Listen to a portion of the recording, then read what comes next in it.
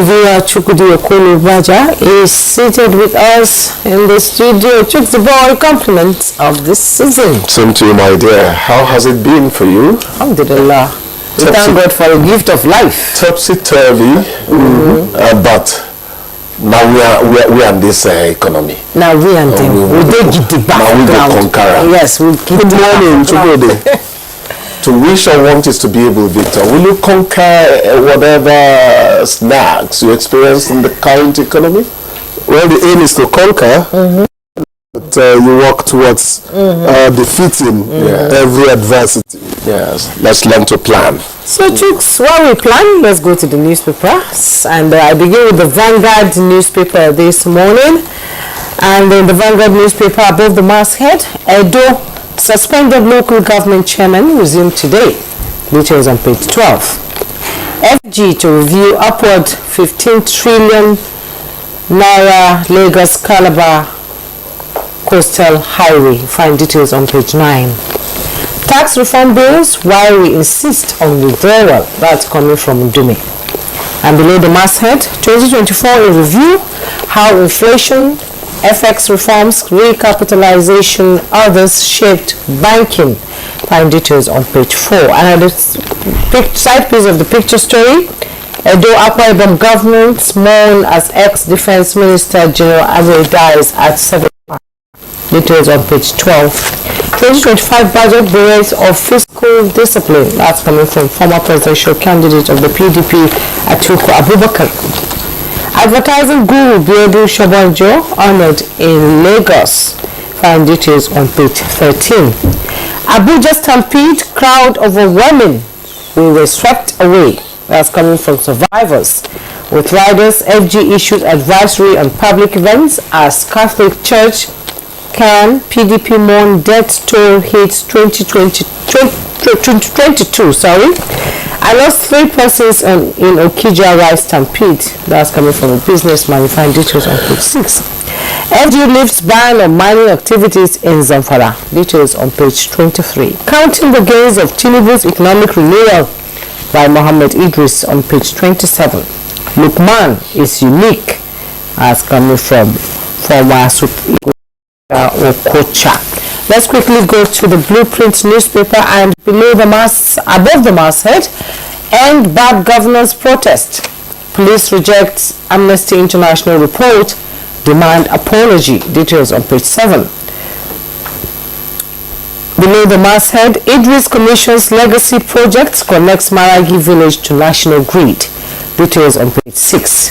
NURTW touts sell cash to POS operators as scarcity bites. Details on page 25. Chan, Eagles hold Ghana in Accra. And the headlines in the Blueprint newspaper, FG Omokri caution against politicizing incidents. Shetima assures support. With riders, police confirm 22 dead in Nambra. Buhari Wike Soludo consoles families. Ondo issues directives on crowd control, and Oyo government permits Gidigbo FM to use school. That's coming from old students. And by the picture story, Northern Christian leaders back tax reform bills, says it is biblical. And 4 years after, FG lifts ban on mining exploration in Zamfara, security operations resulted in neutralization of bandit commanders. That's coming from Anake. North, an asset, not a liability to Nigeria, Dume declares. Port Harcourt refinery fully operational. That's coming from the NNPCL. And fuel to sell at 935 naira per litre from Monday. That's coming from Ipman. And from Kwara, IGP orders probe as man allegedly dies in cell over 220,000 deaths. Victor. All right, thank you, Juma. And I have the Guardian, and it leads with this: distrust others slow financial inclusion amid 4.3 trillion naira outside banks. Now that story is on page 6, but it has a pictogram which has a lot of details, actually, reasons for not having a bank account in percentage, and that leads with not enough money or no money at all income not regular, both at 25%, 24%. Banks are too far from where I live or work. And then you have some other ones, more trivial ones like security, services not available for my age, interest on loans too high, no reason at all, no job, it costs too much. Well, all of those on the front page of The Guardian. And it's also talking about 95% financial inclusion target for 2024 missed, and many Nigerians still don't trust banks, keep money at home. For adult Nigerians still excluded, exclusion highest in Northeast. 87 million Nigerians can't raise 75,000 naira. Nigeria needs 60,000 ATMs to boost inclusion, among others. Well, let's move to another headline or another story. 18,000 pensioners yet to receive benefits as Pencom laments low funds. Student loan to be restricted to high demand courses. Stampede deaths trigger political blame game as FG defends Tinubu's reforms. That's on page 6. Atiku criticizes 2025 budget, warns of deepening economic challenges.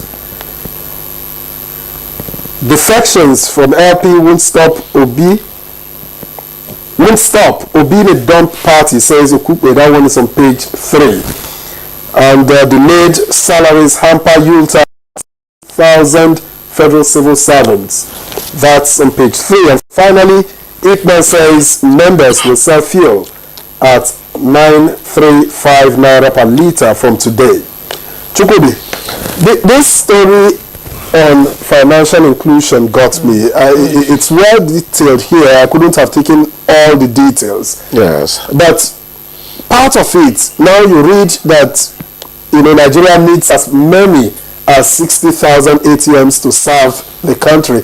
And that's probably why you see POS competing with banks. You enter a bank, there's no money. You step out, you see POS in front of the bank waiting to, sell the naira to you, because that's what it is. Mm-hmm. Yes. The thing is, why the insistence on the ATM when the POS has become an alternative to it? You're talking about penetration. ATMs are likely to charge you less and all that, but shouldn't we appreciate the fact that we're able to access financial institutions through the POS and all that? Opening a bank account now does not even require you to get to a bank. So it depends on how savvy, how informed the populace also are in terms of using these facilities. Financial inclusion is about financial services being available to as many people as possible, because that is going to reflect on their economic life, So it is something that needs to be continued. I think we are still at the 64% quoted for 2023. We wanted to get up to 95.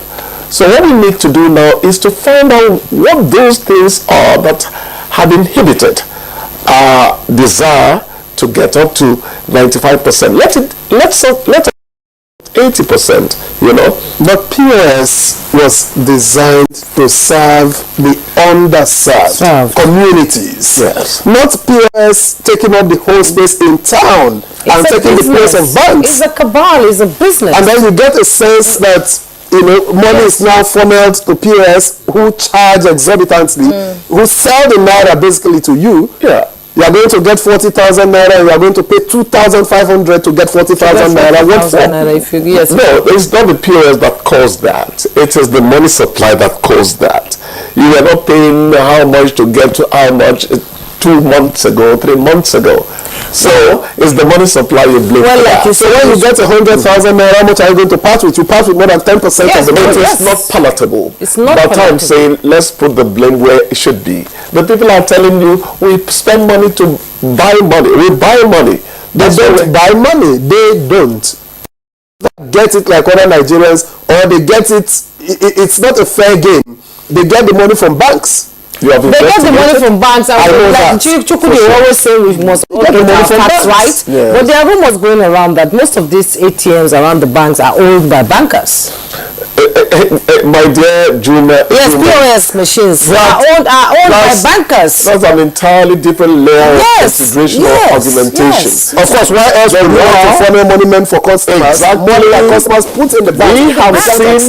We have seen many instances of subversion of good intent. And even transfer is very difficult now. You keep trying to transfer, and they will debit you for the transfer, but the transfer doesn't go through. And then you lose your money. That one has to do with connectivity issues. Now, let's look at the POS we're talking about. Somebody told me that the reason all these, what do you call them, is it money point, the reason they seem to be easier, they do not, the system they use for their transfers are even better than what the conventional, traditional banks use.